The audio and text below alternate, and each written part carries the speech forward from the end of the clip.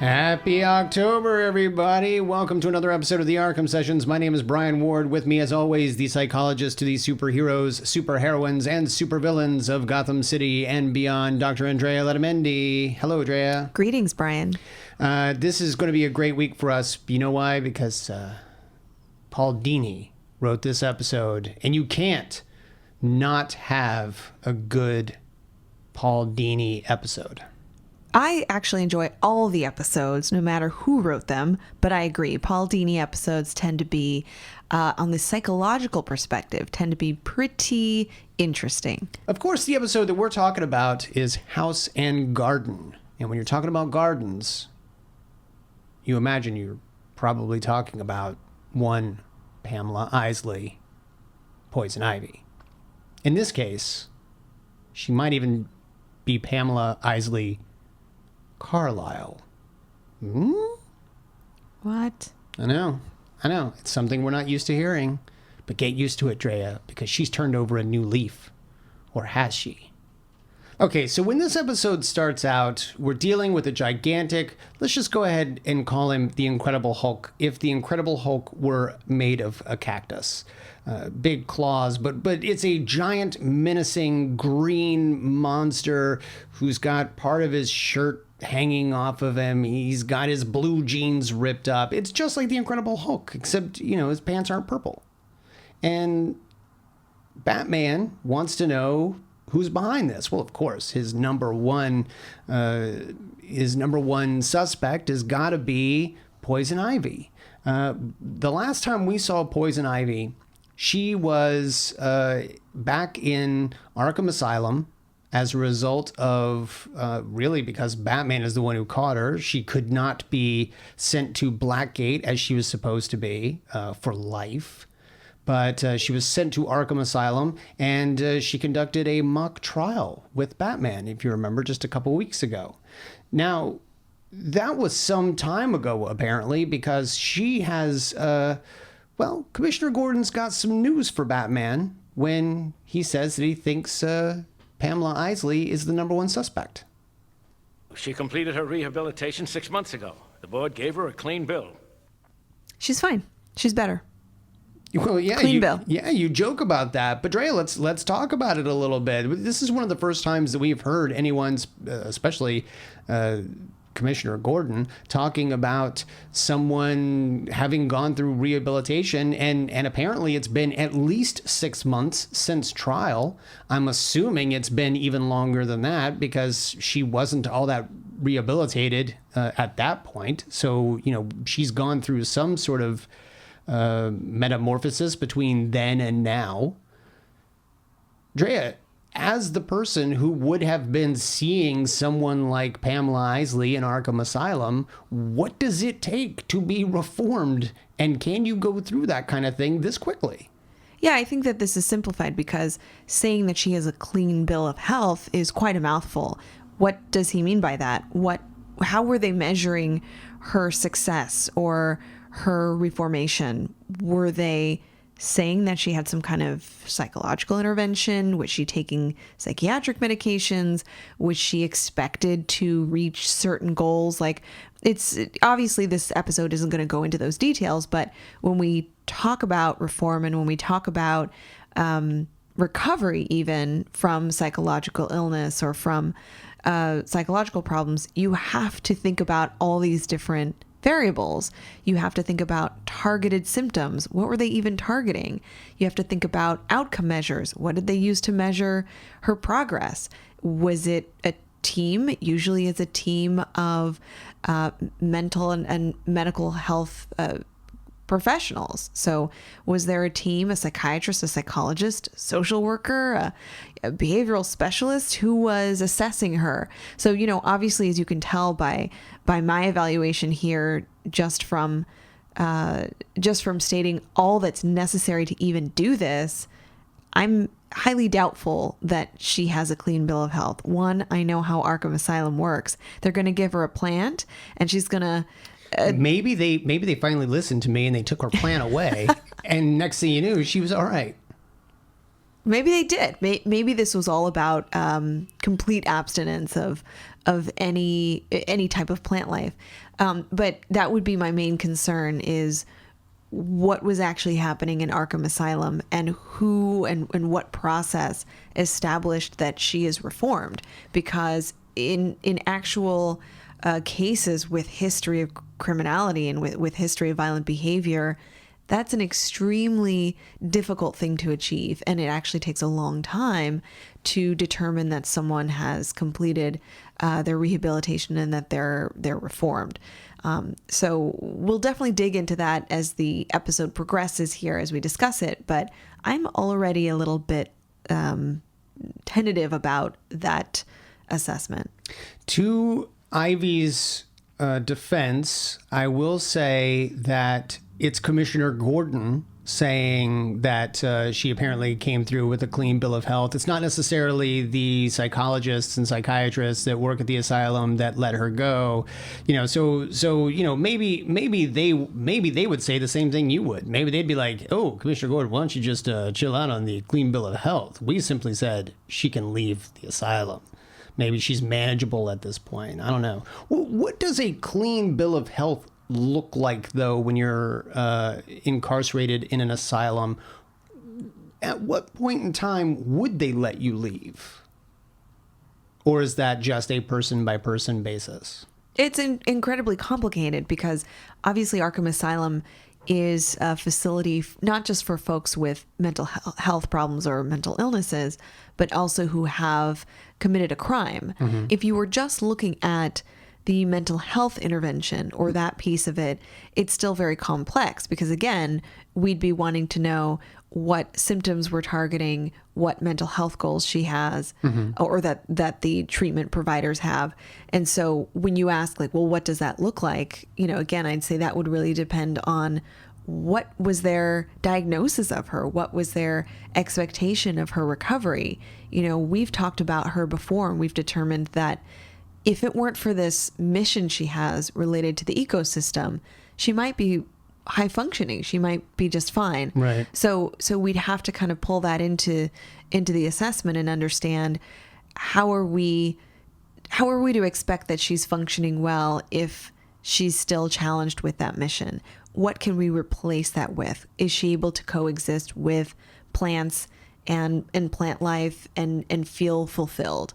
And more to the point, would she be able to watch someone else, say, pluck a flower out of their yard or out of their garden without freaking out? Because if you remember, she flipped out when Van Dorn did that during the mock trial. She right. took jokers and she just plucked each individual sort of petal off of the flower, and she attacked. So, I would imagine that's not something that a doctor would look at and go, clean bill of health. But I don't know. Is her doctor Kermit? Yeah, it's a clean bill of health. See, okay. If it were Kermit, it would be more like clean bill of health. Oh. Okay, so let's just assume they let her out. She was completely reformed. It turns out that this big creature was robbing from, men, very wealthy men in Gotham City. That right there is the perfect modus operandi for Pamela Isley, and Batman points that out. And then again, Commissioner Gordon has something to say about it. I don't think she's interested in single men anymore. You haven't heard? Not only did Pamela Isley clean herself up, she also got married. In 6 months, she's not only been released from Arkham Asylum, she has cleaned herself up, and she has gotten married. And apparently Batman doesn't even know about it. He's like, is this the Batman we know? That guy would be all over this. He'd be like, the moment the announcement was made, he'd be like, I don't know about this. But no, 6 months have gone by. She's married and he has no idea. Well, she's laid low. Well, that means that in the last 6 months, she hasn't been committing crimes. Right. He doesn't strike me as the type of person that would only pay attention to one of his rogue, if as long as they're only committing crimes. But let's talk about crimes here from a completely different point of view. It's explained that the person that she got married to, because Batman drives Commissioner Gordon over to Pamela's house in the, at dusk. It's not even dark yet. They're in a nice neighborhood, and the Batmobile is just sitting right there. And I'm telling you, Drea, no mystique. There is no mystique to the Batman anymore. They go inside the house, and Pamela welcomes them in, and Batman is introduced to her husband, Dr. Carlyle. Now, who is Dr. Carlyle? Dr. Carlyle is our liaison between the board at Arkham and the police department. What? Drea, is this something that can happen? For starters, what does a liaison between the police department and the asylum, have to do with the asylum itself? Is that not some sort of ethical thing for him to be dating? Well, dating a patient or dating a member of the asylum, obviously that would not be ethical because he's on the board. So Dr. Carlyle already is shady. But no, it wouldn't be problematic that somebody on the board or somebody that makes decisions about the system and policies at Arkham Asylum would also be a liaison to the police department. Like, that to me is legit. Right.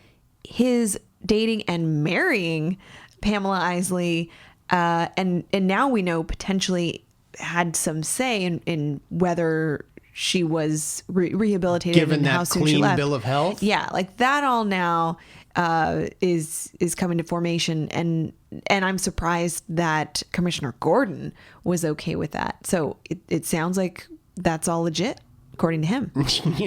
And we're seeing just how little Gordon apparently knows about the mental health care system in Gotham City and what is right and what is wrong. But regardless, the two of them have gotten married. Pamela now has 2 stepkids, and it looks like a nice, happy family. Her husband takes his kids off into another room or takes them outside to play or something. He gives Batman and Gordon and Pamela some privacy, where she has a deep revelation. I look back on what I was and I shudder. Locked away in Arkham with the obsessed and the insane, and me just as lost as any of them. So this is sort of a self-realization. When you're dealing with someone at a facility like Arkham, is this one of those things where, like addicts, your first step is to acknowledge you have a problem? Like she seems to understand that she was just as lost as any of the other inmates in Arkham. Yeah, well, we're talking about insight here. Insight is somebody's awareness of their mental health illness, their symptoms, their challenges, and this is a perfect example, the fact that others who are similarly ill, who are similarly struggling, are receiving the same kinds of interventions. Like that awareness of the severity, the awareness of the impact, and especially the awareness of the impairment on a person. That's important. So what she's describing is something called insight. And the more insight someone has, the more likely they are to actually get better and recover. Oh, so she could recover if she is aware of her. Yeah, I mean, it's kind of like what you're talking about. How can you get better if you don't first admit that you have a problem? That's a little bit simplified, but you're a simple person. So Yeah, thanks. I appreciate that. No, that's a little bit simplified, but that's essentially what's happening here is that she developed this insight and understanding of, wow, what I'm doing to myself and what I'm doing in my life is really harmful. And I don't want to be like these people. I need to change. And as she's telling Batman and Commissioner Gordon, this is her new life. She's found meaning. She's found a family. She has kids now. She has purpose. And if you recall, when we were talking maybe 3-4 weeks ago, when we talked about Sideshow and Killer Croc, that's something that's really indicative and even predictive, some say, of reformation, that someone is no longer self-centered and no longer thinking about their own needs, but has a family, has a relationship, and has sort of expanded their concerns to multiple people and is actually caring and one could even say has matured in that way. Yeah, it's funny when you say that, because she does say that she has found purpose. She says that she has found a husband and she has found kids and she has a family, and it's what she's always wanted. And I sort of took that in today's 2015 era as, wow, that's the kind of thing that people would jump on today, where they would be like, oh, really? That's all a woman needs is to have a family, and suddenly she's sane, and suddenly she's found her purpose, and all that. But you just brought up an excellent point. You were talking about the exact same thing with Killer Croc. If he had just embraced that family of former sideshow attractions there in the middle of the valley, he could have built trust, and he could have built this family unit, and he could have reformed. She appears to have actually done that. So while it's not necessarily a sign of her having found a purpose, it is a sign of her having found trust and love and right. This support system. Exactly. And I think it's great that you were talking about that just a couple weeks ago, and now we actually see it working, or what we think is working. Batman is at a loss. He doesn't understand, could this be true? Of course, we know Batman. He's going to be cautious. He's going to, I won't even say cautiously optimistic. He's going to be, suspicious of this whole thing. And he actually takes to, let's just say it, stalking. Yeah. Stalking Pamela with his binoculars and watching her as she's leaving the grocery store or the video store. He says that she even dropped off her videos. Could it be Poison Ivy truly has reformed? I want to believe it. Why can't I? Why can't I? Why? Yeah, Drea, why can't he? Why can't Bruce, Batman, why can't he let go? Well, Batman, I mean, here's another study in his psychology, because Batman lives in a world of criminals that all his efforts and what he does, his purpose. We just talked about purpose and meaning. His purpose is to focus in on criminals and to study them and to predict their behavior and to catch them and be a step ahead of them. And I think that he's not used to seeing rehabilitation. He's not used to seeing high functioning individuals like Poison Ivy, and at least in this stage of her life. And I think that while he's trying to understand her as someone who's, I'm just going to say it, like, he wants to see her as an equal. He wants to see her as someone who's inherently good, as someone who's human, as someone who has the same dignities and respect that he would give someone like Commissioner Gordon. Mm-hmm. But he can't. So I actually like that moment, because he has a bias, and he has this perception that some of these individuals he's been going after all these years are beneath him. And he acknowledges that he's in some way incapable of seeing them as good. And he questions that. What's really great here is throughout the scene, as he's stalking Pamela in her day-to-day routine, taking the kids to school, taking the videos back to the video store. Kids, there used to be a day when there were video stores, and you would go and you would rent them, and then you would rewind them and you'd take them back. Yep. She did it, and she did it on time. No, she didn't. She even paid her late fees.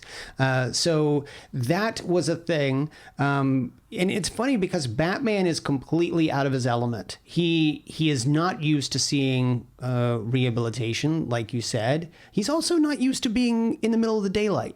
Like, he is doing all of this, like, hanging out in trees. You've got the Batman hanging out in trees. His disguise is not so good. He's not even hanging out in trees that are full and rich with leaves. He's just hanging out on a branch, right? With his no trouble seeing him binoculars, and he's very visible. I don't think he's not disguised as well as he could be. Right. But I think it's great because in a way, yes, that makes it simple for us, the audience, to see him. And, again, this is a show ostensibly for kids. But I think it's great because it is showing that Batman is completely out of his depth. He is used to being in the shadows. He is used to being at night. Hanging out at night. He is used to all of this taking place in his comfort zone. And I would even say that this episode is lighter than other episodes, like in terms of there's so much more daylight scene. If you look at many episodes, a lot of it takes place in the middle of the night, and so it's dark and dusky and shady. Right. And in this episode, there's a lot of daytime stuff happening. So there's almost this shift in, could things be good? Could this person finally be a good person? Yeah. And everything in tone, in color, in light is pointing to, she's better.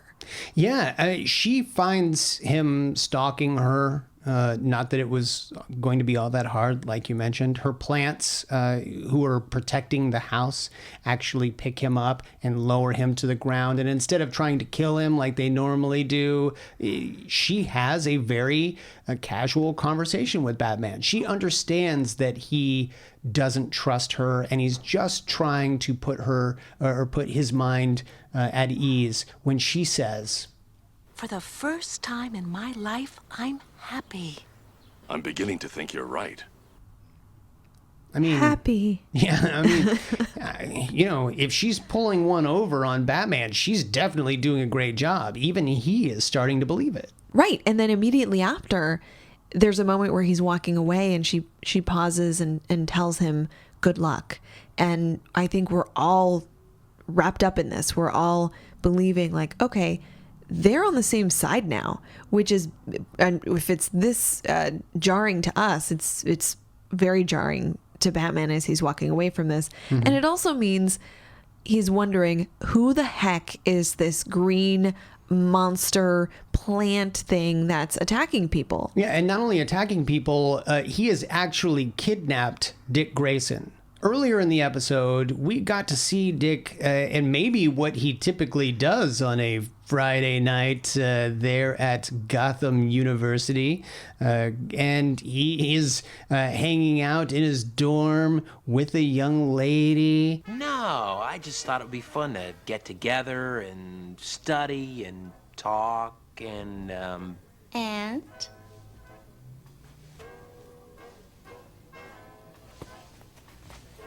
Okay, there was a lot of wrestling there. I just want to clarify. Yeah. That was not like he was not taking off his pants. Someone might ask why I let that clip go that long. I let it go that long because there was silence there. The music was still playing, so it was still clip. Like Robin was gonna get some. Think he was leaning in, ready to kiss her, and then gets a call. He can't. He might have to go to work. Then she leaves, and then the big cactus monster comes in and kidnaps Dick, and Batman has to go find him. Except here's the great thing: we've talked about Bruce and his inability to connect with people, but what's great about this moment is when Dick Grayson is kidnapped by this monster, Bruce is ready to just go pay the ransom. They want $5 million to return Dick Grayson. My ward. That's what I said. Bruce's He ward. So he refuses to call him anything that's endearing. He's just so formal and official with My ward. Yeah. But what's great about this moment is Bruce doesn't become Batman and then go seek him out. Instead, he straight up puts money in a briefcase and is ready to pay the ransom. Right. And he ends up getting Dick Grayson back after a fight, a struggle, and then ends up going, and the two of them are discussing Pamela. and they're discussing Pamela's new husband, Dr. Carlisle, who was a professor of Dick's at Gotham State University. And Dick says that he actually met Pamela's new stepchildren, Chris and Kelly. Now, up to this point, they've been his two very nice, very endearing sons. But, as you would expect with an episode of Batman, the animated series, not all is as it seems. And here's another shocker for you.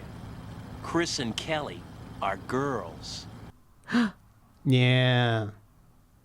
Wait. Not the two that Oh. Bruce met, but two other children. So where are they? Yeah, who are these kids that are hanging around? We learned that Dr. Carlisle doesn't even have full custody of the kids. And yeah, we've seen Pamela taking them to school every day. And it's all really strange. And it immediately sends Batman into a tizzy. He goes to their house and he is investigating the place. They see Carlisle sleeping. Pamela is nowhere to be found. They're sort of going through the house and trying to find clues. They go down into the basement where they find this big, very elaborate lab. Well, and this is the basement under the greenhouse. The greenhouse seemed completely unremarkable, like a legit greenhouse, until they discovered that the plants were plastic. Yeah. So they found a staircase, and down Robin and Batman go to this crazy lab where some weird stuff happens. Like, this is what I'm just going to say it. Weird stuff happens. It's basically Invasion of the Body Snatchers. They find pods. They find plant-like pods. And those plant-like pods begin to sort of open. And what do we hear? Oh my God. Yeah. Yeah, it doesn't get any creepier than that. That's just straight up. We're going into like Doctor Who territory with that one. I mean, that is a moment that is terrifying. They walk over to the pods and these babies start hatching out of them.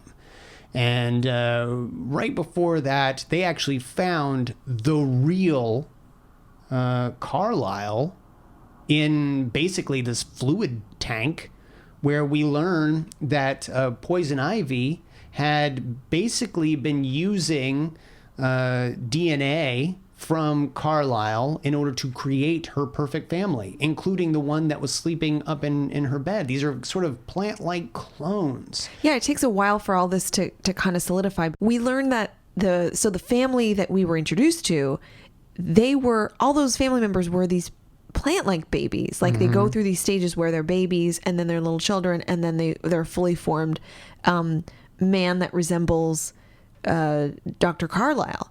So she's basically harvesting. And then after Carlisle, they're the monster. They are the giant monster. That's where the last stage. So that's where the monster comes from. So she's harvesting these plant babies, these hybrid babies from his DNA, and they go through their life stages, their developmental stages so quickly, and then turn into that monster and die off at a pace, at a speed in which it just keeps happening and happening. And it's horrifying to think about this. Like, we go back to thinking about what her motivations are and why she is, ostensibly why she was trying to save the ecosystem. And this is a very twisted, incredibly horrifying version of that. It's harmful to the beings that she's creating, essentially. So yeah, it's, I think for many of these episodes in the animated series, sure, some of them are kind of supernatural. The last week was a little bit scary, but this is terrifying. Conceptually, this is really, really freaky. To which I only have to say, Lady, you're nuts. Yeah.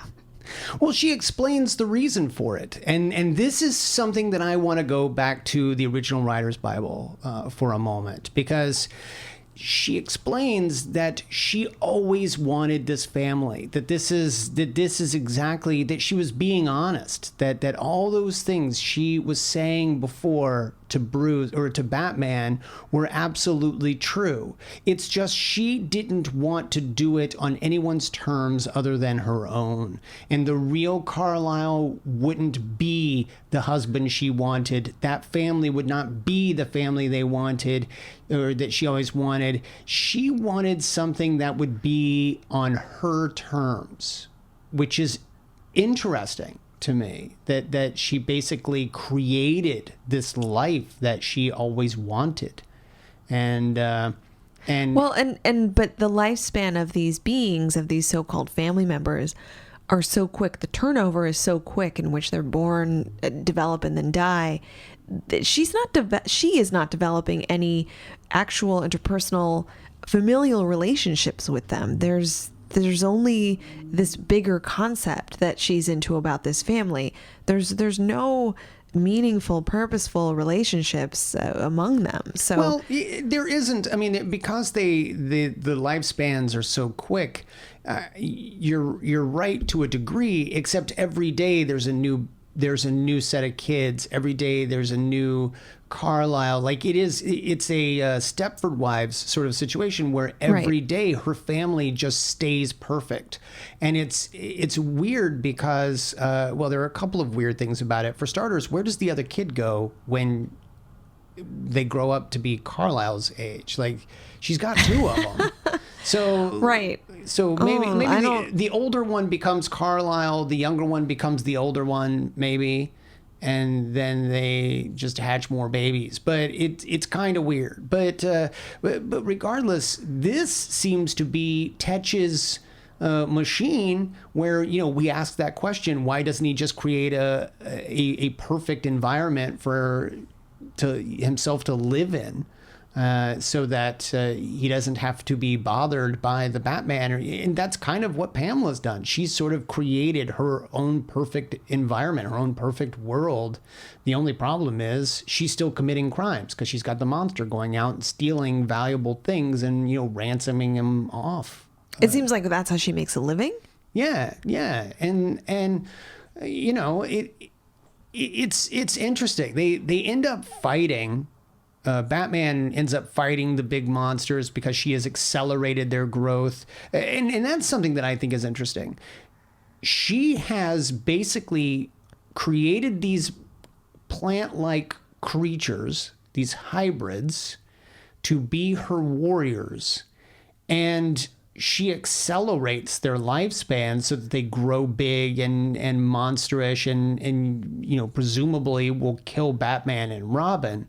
But she understands that she is basically killing these plants, I would assume. So she's willing to sacrifice these children, these babies / children / Carlisle, humanoid things, so that they can be soldiers for her, which seems kind of not Ivy-like. Yeah. But all of that is basically so that we could have an action-packed finale where Batman shocks them, ends up killing the plant monsters, and then just as he's about to take Ivy, she begins to melt the same way that the creatures were. Ivy is in fact also a plant-like clone. This isn't even the real Pamela Isley. This is a plant creature. What? Yeah. This is so up. And this is another terrifying moment where her skin just begins to deteriorate and this toxic stuff comes out of her pores and her eyes. And it's, we realize that this is a clone of a clone of a clone. Like, we don't even know where the real Ivy is. This whole time, this version, or at least this moment, this version is a plant hybrid Yeah. of poison ivy. Yeah. Meanwhile, the real Ivy has gotten away. She is somewhere else. Like maybe she knew that there was only a matter of time before Batman and Robin caught on, and she got out of Dodge before they could get there. But this is kind of, Drea, where I want to go back to the Writer's Bible, because if you remember, the very first time we discussed Poison Ivy, we read this little bit of backstory about her. Now, during that episode, she was engaged to Harvey Dent, and we talked about her using her wiles and her charms and these poisons to attract these powerful men and all of that. And I don't know if you remember this little bit of backstory that we never see in the animated series, but is in the Writer's Bible. But I think it is important here. And that is, when she was a child, homely Pamela Isley's only friends were the plants she tended in her family's greenhouse. Then in high school, the shy girl blossomed into an attractive young woman and suddenly found herself beset with would-be boyfriends. Insecure, Pamela was scared by the attention and withdrew even more. Then, one day, while she was working alone in the greenhouse, a gang of young toughs surprised and attacked her. During the struggle, some heat lamps shattered, sparking a fire. Pamela escaped, but as she watched the greenhouse burn, she swore that she would find a way to use and humiliate all men for the way she was abused. So if you remember, we were talking about her motivation for using these men was this potential attack on her as a teenager. And now we're starting to realize that with this potential attack, she didn't lose those desires to be a real member of society and to have a family who loved her. She just doesn't trust real people. Right. And I love that. I love that this episode wraps that up, brings it back to that moment, because it's such a powerful thing now, just as it was powerful then to think about. Because if you remember in that episode where we saw her greenhouse gets set on fire and she has to escape it, and it's terrifying then to think about, this backstory. It is terrifying now to think about that backstory, realizing that she still just wants that family, someone to connect to. Right. And she has to create it for herself, because the risk of getting hurt again, the risk of being objectified again, the risk of physically being hurt, the risk of her plants being, all of these things are too much for her to tolerate. So her solution is to create her version on her terms, as you said, of this family.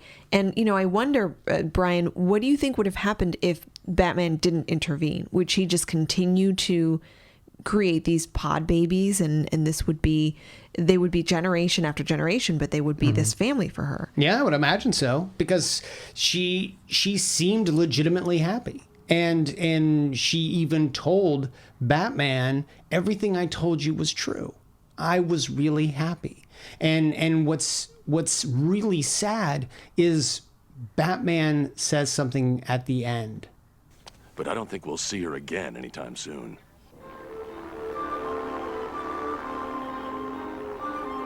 Ivy lost everything she had. Everything she said she ever wanted. For what it's worth, I believed her. When she told me for the first time in her life, she was happy. I mean, whoa. And by the way, they show her on an airplane and she's flipping through a scrapbook of all of her memories. In those memories, we see her living with Harley, going on the escapades there from Harley and Ivy. We see her with Harvey Dent. Mm-hmm. We see those moments that we've seen in the episodes prior. And these are memories that she cherishes enough to keep them in this book. And we see her with her husband and with the 2 kids. She is lamenting the loss of this family unit.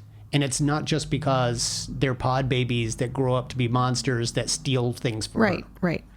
And she, I mean, that's the thing, is that she could have created plant monsters and committed those crimes without this family. There was something about wanting to have that social support and wanting to have those connections, even if they were these human plant hybrids that she created. So my question for you is, who is responsible for Ivy's reoffending, recriminalization, if you will? Oh, in other words, because Batman, well, she is, because she never stopped being a criminal. The beginning of the episode has these monsters, stealing things from rich people, and she's holding it all from ransom and all of that. So she's still being a criminal. But I see your point, which is sort of what I was going to ask as well, is it possible for someone maybe like Pamela to become reformed even without the clean bill of health?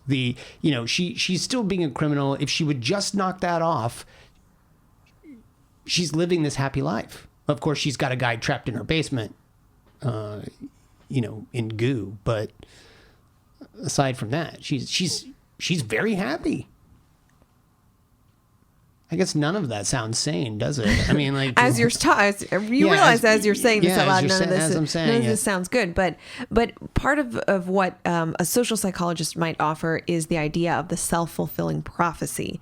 Now, when we talked about Killer Croc in the Sideshow episode, we did talk a little bit about rehabilitation and expectations from the self, being seen and labeled as a criminal, and therefore acting like a criminal. And the ending of Sideshow was particularly morose, because Killer Croc sort of gave up and said, I'm actually just a criminal. I'm a bad person.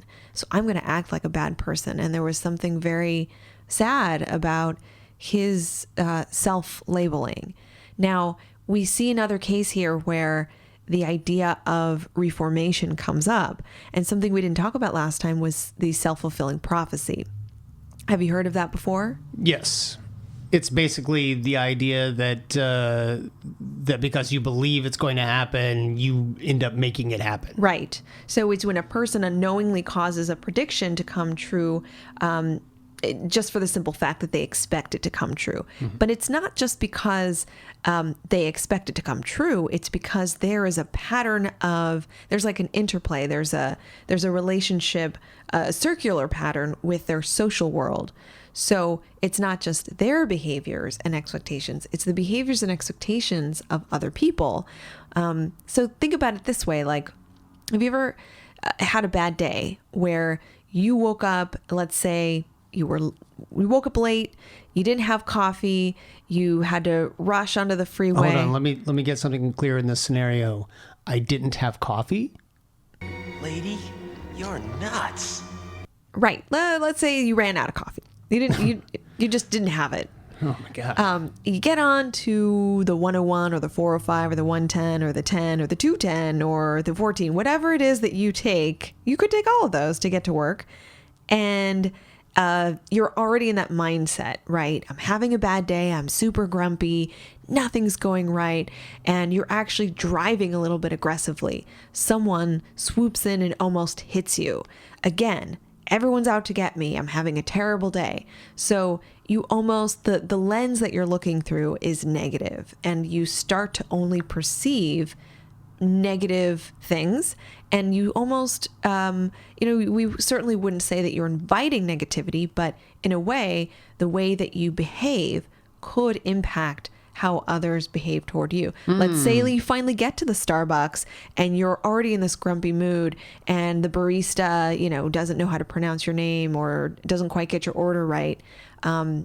you're grumpy towards that person and you're actually a little short with them, and then they're short with you back. So there's this circular pattern where your grumpiness or your negativity is then received, and the behavior back toward you could be negative. Thus, confirming for you, yes, you are having a bad day. Your coffee order was wrong. It was decaf. And now you have to get to work with decaf coffee.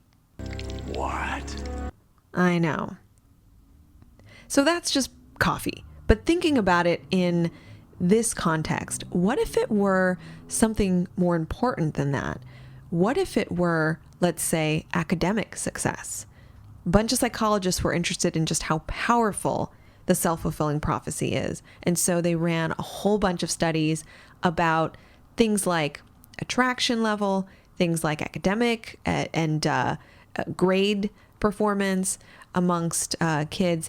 And they found that, yes, this actually operates on that deeper level. So one study that's incredibly popular and cited well is the Pygmalion effect, where a bunch of psychologists told teachers in an elementary school, these 5 students, they're stellar. They got awesome grades in there, or awesome scores in their pre-tests.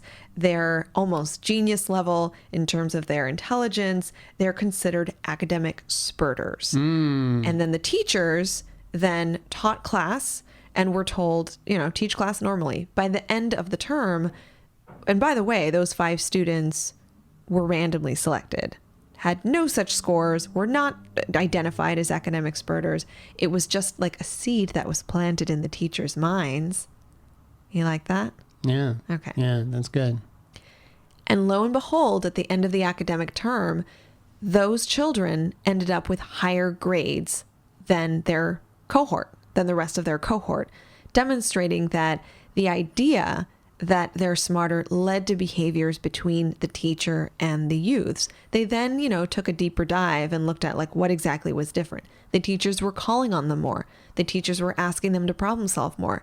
The teachers were selecting them more for certain activities. The teachers may have given them a pass on certain wrong answers that could have been perceived as correct. And the students were getting more opportunities to perform, thereby allowing them to incrementally get better at these activities and get better grades. So it's such an important finding, because we're realizing how you are perceived is really important. It impacts not just however somebody treats you, it impacts how you internalize that treatment. So you think I'm a bad person, you're treating me like a bad person. Maybe I am a bad person. Maybe I am a criminal. Maybe I just deserve a criminal lifestyle. And so social psychologists argue that one reason why criminals or individuals who commit crimes and who are released and offered rehabilitation, why they don't overcome their troubles and recover, is because of this self-fulfilling prophecy. And in current day, this comes up often with the way that young urban individuals are treated by the police, right? If the police treat certain individuals differently because they're wearing a hoodie or they're dressed a certain way or they're a certain race or ethnicity, that leads to then behaviors on the part of that individual. I'm being sought after in a negative way. I'm being targeted. I should isolate myself more. I should, not be participating socially in the way that other kids participate. So then that leads to behavior that, in a way, fulfills that idea that this child is different, or this child is antisocial, or this child is, not the same as other children. So we have to be really careful about how this plays out in real social and political situations. Again, the idea is that the internalization of the label and the expectations being confirmed by both the individual and their social interactions is really key here. And I have to say that there are some arguments against this, obviously. Right. One, for instance, is that not all of us conform to the label we're given. I mean, you of all people. Yeah. Wow, that sounded bad. You of all people. Yeah. I mean, you have shared some of the labels that have been assigned to you. you do not internalize them. You do not become what society expects you to become. My ward. You mean in that society expects me to become sunburned because I'm a redhead, but I refuse to become sunburned. Sure. Therefore, I'd never leave my house. I think you actually will be sunburned. Oh. Well, then that's a self-fulfilling prophecy. So not everybody conforms to the label that they've been given. And sometimes we do the opposite just to prove people wrong. You, my friend, are a very kind gentleman, and it may have, I believe inherently you're very nice, but I wonder if as you were growing up, the expectations that you were the redheaded stepkid, or that you were a problem child, or that you're supposed to be bad. And redheads are notorious for having like really bad tempers. You are not like that. Right. So I wonder if some of your personality characteristics are, in some ways, came out of this opposition to that belief. And of course, this prophecy, or the self-fulfilling prophecy, is difficult to test with individuals who have committed crimes, because you can't use experiments. You can't test whether the effects of this is because people treat people differently, right? We can't treat ex-criminals a certain way out in society deliberately and expect them to either conform to this or to oppose this. So there's reasons why there's a difficult way to actually evaluate to see if this is true. And of course, it's not just the label that predicts criminality. That, as we've talked about before, there are other personality characteristics like extroversion, being a high risk taker, being high on the neuroticism scale, having elements of psychoticism, for instance. Those elements are all associated with criminal behaviors. So it's really misguided to just treat this as if it's the label or expectation that's given to Pamela Isley. So it's partially our fault just for expecting it. Yeah. I feel so ashamed. This is particularly sad because, Drea, I don't know if you know, we're not really allowed to talk about future episodes or anything like that. We're only allowed to discuss what we've seen of these characters. But when Batman says that he doesn't think that we're going to be seeing Pamela Isley for a while, he's not kidding. In this first run of 85 episodes, this is the last time we see her. And so this was basically them wrapping up her story. She leaves Gotham, at least until the next bunch of episodes in the New Adventures. But there's... So in this arc, in this first arc of 85 episodes, this was her last story. So it is sad. Like, Ivy has lost everything she's ever wanted. And maybe not everything she's ever wanted. She still wants plant life to, she still has her mission. Right. Well, that brings me to a question that I have for you, Drea, and it's something that you brought up when talking about Ivy and reformation. Having a purpose, having a mission, having something to drive you to reform, like family life or a support system or whatever.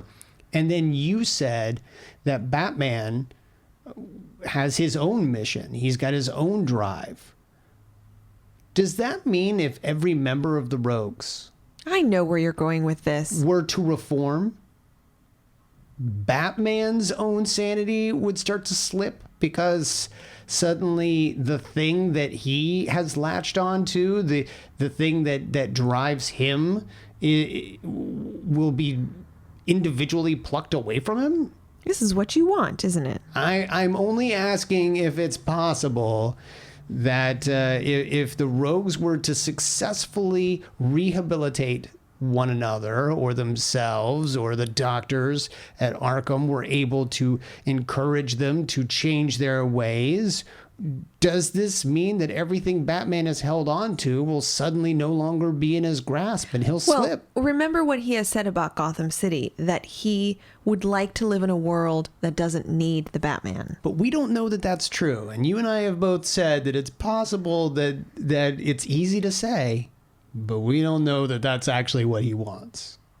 Brian, it's really complicated. It really is. It's too many variables, too many unknowns, developmental psychopathology and etiology. And how many words can I throw at you for you to just close this out and say, we'll never know? Lady, you're nuts. Don't think that I'm going to just forget about this. Next week, we might find ourselves talking about it a little more. Because next week, we'll be dealing with the terrible trio. I know, it sounds pretty awesome, doesn't it? It does sound awesome. Drea, ultimately, what did you think of this episode? This was pretty great, right? The only thing I'm left thinking now is about Robin's blue balls. I mean, does he go back to his dorm room? Is that lady still there? Is this going to happen? Drea, where can people find you online? I'm on Twitter at Arkham Asylum Doc. I'm also on UnderTheMaskOnline.com, my website where I analyze superheroes and the people that love them. I can be found on Twitter. I am at bward028. You can find both of us. We are at Arkham Sessions, and you can email us, of course, arkhamsessions@gmail.com. And as always, I highly recommend you go check out Fanboy Comics, our good family over there at fanboycomics.net, where you can check out their podcasts. They literally just celebrated their 200th episode of one of their podcasts, the Fanboy Scoop, and I got to be on it.